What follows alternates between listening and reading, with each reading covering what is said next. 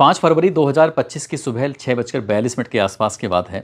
America के एक फौजी ऑफिसर होता है, नाम उसका चीफ माइकल डब्ल्यू बैंकस होता है। उसने सोशल मीडिया हैंडल यानी कि एक्स पर 23 सेकंड का एक वीडियो अपलोड किया और उस वीडियो के माध्यम से बताने की कोशिश की थी कि हमारे देश यानी कि अमेरिका के अंदर कुछ लोग अवैध रूप से घुस आए हैं और किस तरह से हम उन्हें वापस कर रहे हैं। यानी कि वो भारत के वासी थे, 104 लोग थे, उनके हाथों में हथकड़ी थी और पैरों में बेड़ियां पड़ी हुई थी। किस तरह से उनको एक जानवरों की तरह उनके साथ व्यवहार किया गया और उनको भेजा गया। अफसोस की बात तो ये थी कि अमेरिका में जो भारत का दूतावास होता है, इस बात की इसको जानकारी नहीं लग पाती है और विदेश मंत्रालय इस बात पर एक तरह से चुप्पी सी साध जाता है, जैसे क्या इस बारे में कोई जानकारी नहीं थी। हालांकि अन्य देशों के लोगों को भी कुछ इस तरह से भेजा जा रहा था, लेकिन भारत के दूतावास ने और विदेश मंत्रालय ने इसमें कुछ ठोस कदम नहीं उठाए और इस तरह से बड़ी संख्या में लोगों को जलालत झेलनी पड़ी। ये अभी 10 दिन बीते ही थे इस बात को कि 15 फरवरी 2025 को उत्तर प्रदेश के बांदा की रहने वाली एक लड़की, जिसका नाम शहजादी होता है, शहजादी को यूनाइटेड अरब अमीरात की राजधानी अबू धाबी की जेल होती है अल बाथवा, वहाँ पर फांसी की सज़ा दे दी जाती है, यानी कि फांसी के फंदे पर चढ़ा दिया जाता है। लेकिन इस बात की जानकारी विदेश में जो भारत का दूतावास होता है अबू धाबी के अंदर, उनको इस बात की भनक ही नहीं लग पाती है, ना ही विदेश मंत्रालय को इस बात की भनक लग पाती है। लड़की के माँ और बाप बहुत ज़्यादा परेशान थे, बेहाल थे। वो अपनी बेटी की जानकारी जुटाने की कोशिश कर रहे थे कि आखिरकार उनकी बेटी किस हालत में है, सही है नहीं है, क्या उसे फांसी दे दी गई है या नहीं दे दी गई है। जब कहीं से कोई रास्ता नहीं मिल पाता, तब माँ बाप दिल्ली हाई कोर्ट की शरण में जाते हैं। वहाँ से पता करने की कोशिश कर रहे थे कि हमारी बेटी के साथ का आखिरकार हुआ क्या है। जब कोर्ट ने इस मामले में हस्तक्षेप किया और इस मामले को गंभीरता से लिया, तब इस लड़की की फांसी के 13वें दिन बाद पता चलता है कि उस लड़की को 13 दिन पहले फांसी दे दी गई है। इस कहानी के माध्यम से पता चलता है कि माँ बाप की बेबसी, साथ ही विदेश मंत्रालय और जो दूतावास होता है उसकी लापरवाही सामने आती है कि किस तरह से एक माँ बाप परेशान थे और ये इन लोगों को इस बात की भनक तक नहीं लग पाती है। आदाब, नमस्कार, सत श्री अकाल। मैं उस्मान सैफी। आज की जो सच्ची घटना मैं आपको सुनाने जा रहा हूँ, ये सच्ची घटना है उत्तर प्रदेश के जिला बांदा का। एक थाना लगता है मंटोद, इसी का एक गांव लगता है गोयरा मुंगली। दरअसल 70 साल का एक बुजुर्ग आदमी, नाम उसका शब्बीर खान होता है। शब्बीर खान की बेटी दरअसल आबू धाबी की एक जेल है जिसका नाम है अल बाथवा, वहाँ पर वो कैद होती है। पिछले 2 साल से अपनी बेटी से वो हर हफ्ते लगभग बातचीत हो जाया करती थी, लेकिन अब 1 हफ्ते से ज़्यादा का समय बीत गया है। 8 दिन हो चुके थे, लेकिन बेटी से बातचीत नहीं हो पा रही थी। अब ऐसी स्थिति में वो आदमी परेशान हो जाता है। बुजुर्ग आदमी अपनी बेटी से बातचीत ना होने के कारण वो मोबाइल को लेता है और ऐसे ही मोबाइल के पन्ने पलटना शुरू कर देता है। एक आबू धाबी का उसको नंबर होता है बुजुर्ग आदमी के पास। उसने उस नंबर पर वैसे ही एक मैसेज डाल दिया, उधर से आया कि हम आपकी क्या मदद कर सकते हैं। तभी वो कहते हैं कि मेरी बेटी से बातचीत नहीं हो पा रही है, मैं उसी के बारे में जानकारी जुटाने की कोशिश कर रहा था।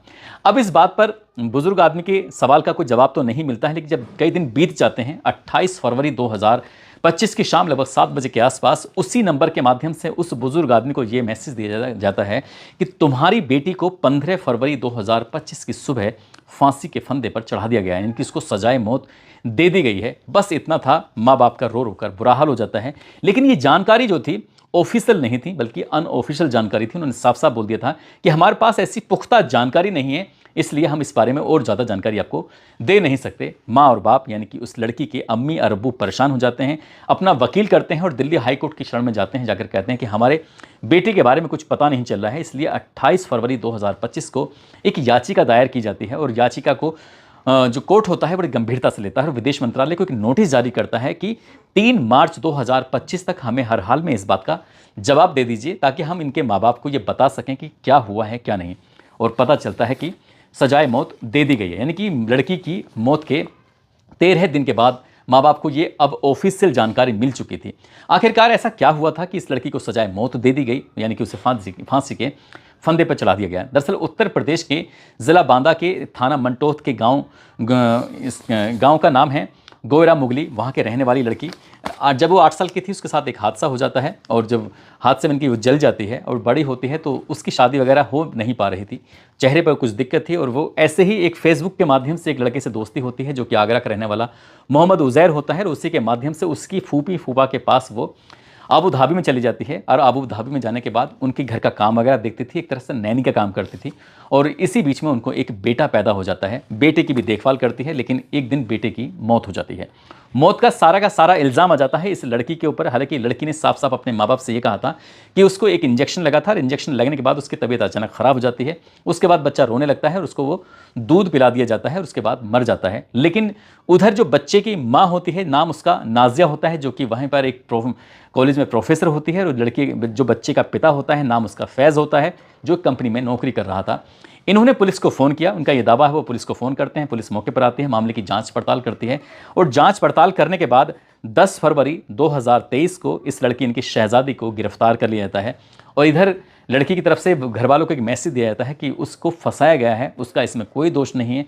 लगभग 57 दिन के बाद इस मामले में एफआईआर होती है, ना ही कोई पोस्टमार्टम होता है और उसको ज़बरदस्ती वहाँ पर भेज दिया जाता है। यानी कि लड़की को आबू धाबी की एक जेल होती है, अल बाथवा जेल में रख दिया जाता है और इस मामले की निचली अदालत में जो सुनवाई होती है, वहाँ से इस लड़की को फांसी की फंदे तक पहुँचाने का हुक्म सुनाया जाता है। इनकी इसको जब तक फांसी के फंदे पर लटका के रखा जाए जब तक कि इसके प्राण ना निकल जाए। मामला उसकी उच्च अदालत में जाता है, वहाँ से निचली अदालत वाला जो फैसला था बरकरार रखा जाता है और ये 31 मार्च 2023 को ये फांसी की सज़ा ये तय कर दी जाती है कि इसको फांसी ही दी जाएगी। जैसे ही माँ बाप को ये पता चलती है, उसके बाद माँ और बाप इतने ज़्यादा परेशान हो जाते हैं कि उन्होंने अपनी इस बेटी के लिए इंसाफ दिलाने के लिए तमाम कोशिशें करनी शुरू कर दी।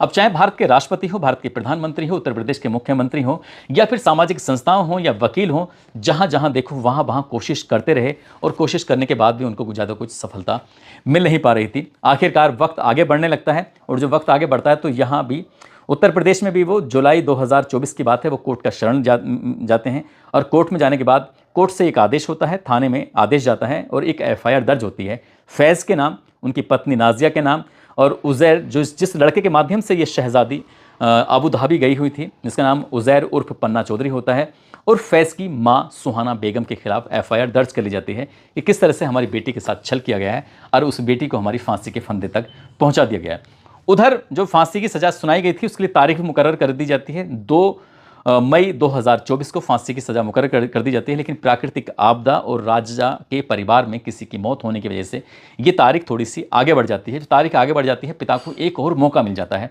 पिता ने फिर से प्रयास करना शुरू कर दिया। अब चाहे वो राष्ट्रपति हो, प्रधानमंत्री हो, उत्तर प्रदेश के मुख्यमंत्री हो, सामाजिक संस्थाएं हो, मीडिया हो, तमाम तरह से प्रयास कर रहे थे ताकि उनकी बेटी की जान बच सके, लेकिन ऐसी कोई स्थिति आ नहीं रही थी।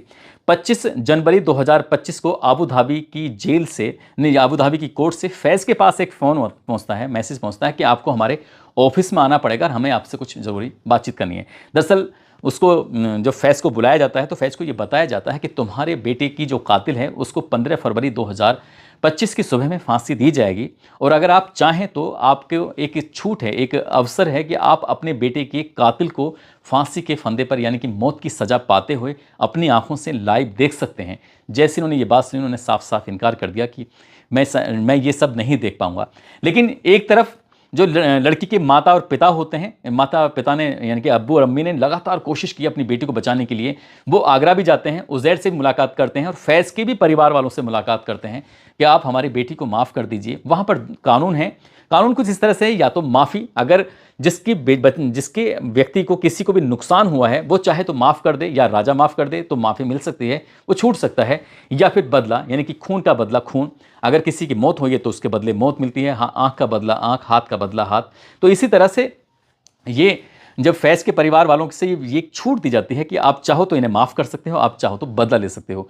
ना तो वो बदला लेना चाहते थे और ना ही वो माफ़ करना चाहते थे। वो चाहते थे कि इस लड़की को सज़ा मिले लेकिन कम मिले, भले ही चाहे उम्र कैद हो, लेकिन वो नहीं चाहते थे कि फांसी के फंदे तक पहुँचे और ना ही वो माफ़ करना चाहते थे, क्योंकि वो जिस तरह से उनके साथ हुआ था वो उन्होंने ये भी एक शिकायत एक मीडिया चैनल वालों को दर्ज कराई थी कि हमारा ही तो बच्चा मारा गया था, क्योंकि लड़की ने स्वयं अपराध को स्वीकार किया था। वहाँ की कोर्ट ने सज़ा सुनाई थी, पुलिस ने जांच की थी, पूरे मामले की एक एक पहलू पर जांच पड़ताल हुई थी और उनको इंडिया के अंदर जो मीडिया में कुछ दिखाया गया, कुछ इस तरह से दिखाया गया जैसे कि यही मेन अपराधी हैं, बल्कि उन्होंने तो अपनी बेटी को इंसाफ दिलाने के लिए कोर्ट का सहारा, पुलिस का सहारा लिया था, अपनी तरफ से कोई ऐसा काम नहीं किया।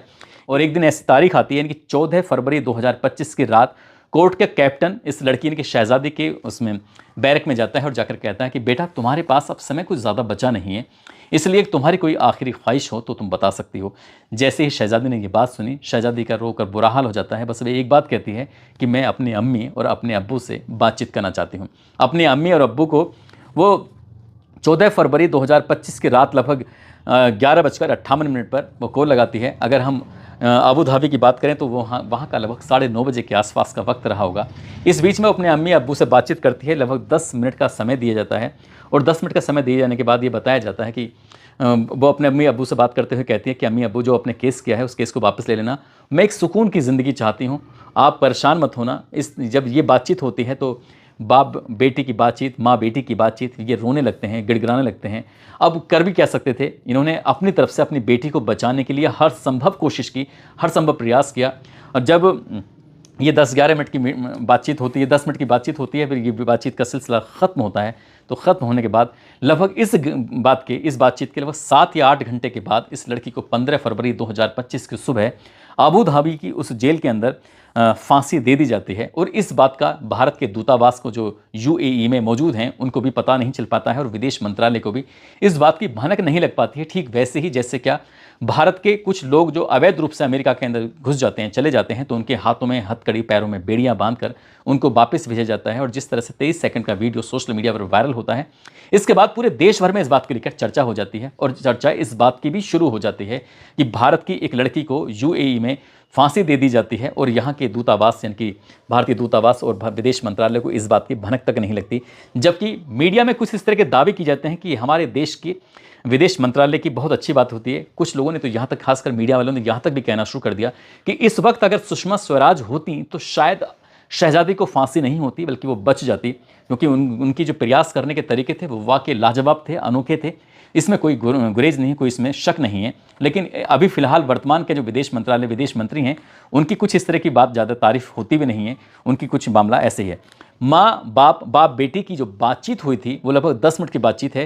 मैं कोशिश करूंगा कि इस वीडियो के अंत में उस बातचीत को सुनाने की कोशिश करूं। Hello hello. हाँ बेटा। पापा अस्सलाम वालेकुम। वालेकुम, कहाँ हो गए बेटा? है बता बता बेटा, बता बेटा। ए ए उठ बेटा, बता दे बेटा, दे बता, ठीक बोल कसम बेटा, बता, अच्छी तरह बता बेटा, बता। हमारा टाइम खत्म हो गया पापा, है हमारा टाइम खत्म हो गया बस। अरे नहीं बेटा, ऐसे नहीं, अल्लाह लगा ना ना ना, ले बात कर मेरे से। हाँ बेटा सजादी या अल्लाह बेटा। हाँ बेटा तब तो रात भर जगे थी, दुआ करी अल्लाह ताला, अल्लाह आसमान की लाज रख ले माला। हाँ बेटा, कुछ कहा है किन्ने का कहा, बता बेटा। बस टाइम नहीं है पापा, बस टाइम खत्म है। पता नहीं दोबारा फोन कर पाएंगे नहीं कर पाएंगे। नहीं बेटा, वैसा ऐसा नहीं है बेटा, क्या टाइम नहीं है। अरे नहीं बेटा, दिए ना किन्ने का कहा बेटा, बता तो गए हों, कुछ तो कह गए हों बेटा। अबे आए थे। स्पीकर ऑन करो, स्पीकर ऑन करो, स्पीकर ऑन करो।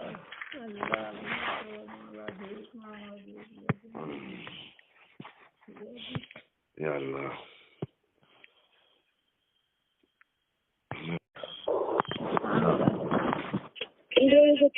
वापस ले लेना, ठीक है?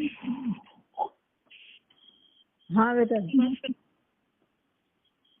इंडिया में जो केस किया है ना वो वापस ले लेना, ठीक है? अरे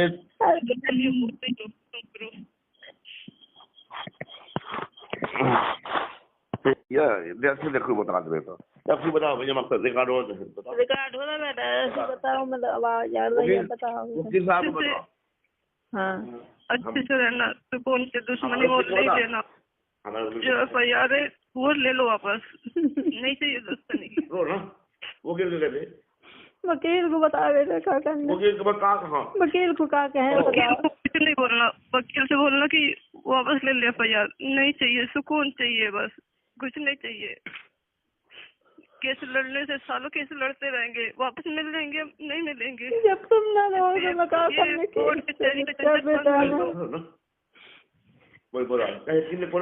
फोन आया था, किन्ने का कहा बेटा ये बताओ, मैं अर्जेंट कैसे अचानक कैप्टन आए थे, उन्होंने बोला बस टाइम नहीं है हमारे पास, उन्होंने हमें अलग से दूसरे रूम में रख दिया है। क्या दिलवा कराना है बेटा? हाँ बेटा। नहीं ऐसा कुछ नहीं है। हाँ बेटा। और हमें किसी को कोई कर्ज नहीं है, इसलिए टेंशन नहीं लेना। नहीं बेटा टेंशन न ले 2 साल हो गए बेटा हमारे को बोला